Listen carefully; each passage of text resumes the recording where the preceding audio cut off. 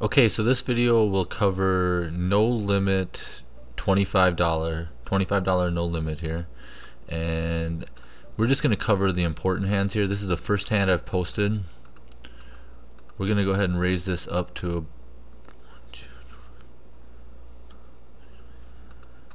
we're going to raise it up to $4. We're in poor position, but we have a really good hand. PokerStars has this glitch sometimes when you first start out, where the ace, where you have two cards, sometimes they're not highlighted correctly. So I have two tables going on here at the same time, and I'm just going to show you the most important hands and how I'd play them. I'm not going to show you the hands I'd fold. We got a short stack here, so there we took it down. I'm going to pause it and bring in this other table because I have a hand. Okay, I have pocket aces here at the first hand of this other table, so we get ace king suited and pocket aces. So we're gonna go ahead and raise it up to $1.25 since we have all these limpers, or I mean because we have two limpers. And we get the first one insta calls, and pretty good flop, I guess. Quite a few draws out there, so we're gonna bet it hard. We're gonna bet either 370 in the pot. We're gonna bet 275.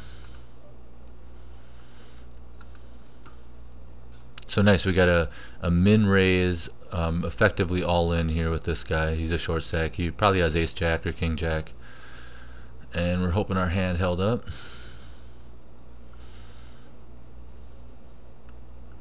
So with the aces, you don't want to slow play them in a pre-flop there. We just raised to about pot size. If there would have been only one limper, maybe I would have went to $1. I could have even went $1.50. So I'll hit replay here, show you what he had, and then I'm going to switch tables. He had that hand. He had ace jack. So that's kind of what we figured we had. That's a bad flop for that guy. You can't blame him post flop for getting it in there. That was just lucky flop for me. But pre-flop, I don't really like how he played his hand. He should have raised it pre instead of limp calling, and he should have either, after I raised, he should have either just folded or re-raised back. So that's that hand. Let me close this here and see what we got going on. Okay, so I opened up another table here. That other one closed down that I started off with the ace king suited, and so we've started 3 tables now, and we've had ace king suited, ace ace, and ace queen off. We're gonna raise this. There's $1 in the pot, so we're gonna go to $1.75, and we're out of and we're in poor position against everyone except the small blind. So we just take it down, which is fine. I could have went at probably $1.50 there, but nothing less. You're giving them too good of a price when you're out of position. So we'll press auto post blinds here.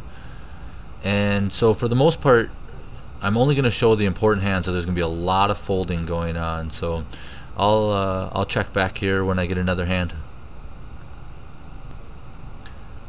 Okay, we're back, and I'll call this table the pocket aces table, and I'm gonna raise to $1. So this is the game where we caught a nice pot early on with pocket aces. So we got an interesting situation here. I'm gonna look at replay and see if I can. I think I saw this guy in every pot. $8, $11. 11.75, 12, sitting out. I'm inclined to go with this guy. I don't have a very strong hand, but oh, never mind. I'm expecting him to have worse than me. This short stack here. I think he's just tilting right now, but he could have a hand too. See, he folds. What a bad play. So if it wasn't for Mace Droy up there, I would have shoved back all in, or not all in. I would have put the other guy all in. I would have raised pot. So we have pocket aces here. I mean pocket eights, and we're under the gun. I'm gonna go ahead and raise to 75 cents. At these short-handed tables, you almost never want to limp in. I think this is a really loose table. I just sat down and I've seen a bunch of pots already, and it was the highest pot size, average pot size in the lobby.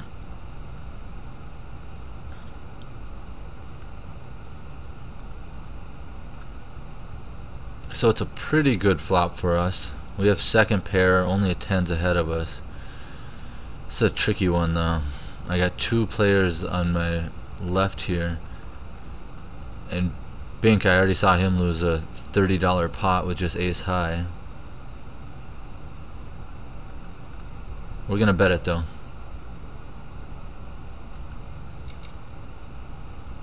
Throw out a continuation bet here. So he flat calls there. That's an interesting call. So if he's a good player, I'm not sure what he's flat calling there with. Maybe just like pocket 7s, pocket 9s, maybe a weak 10. We're gonna go ahead and check back at him. We're gonna see what happens. And he checks. So he was either drawing or he has a weak pocket pair, I would think.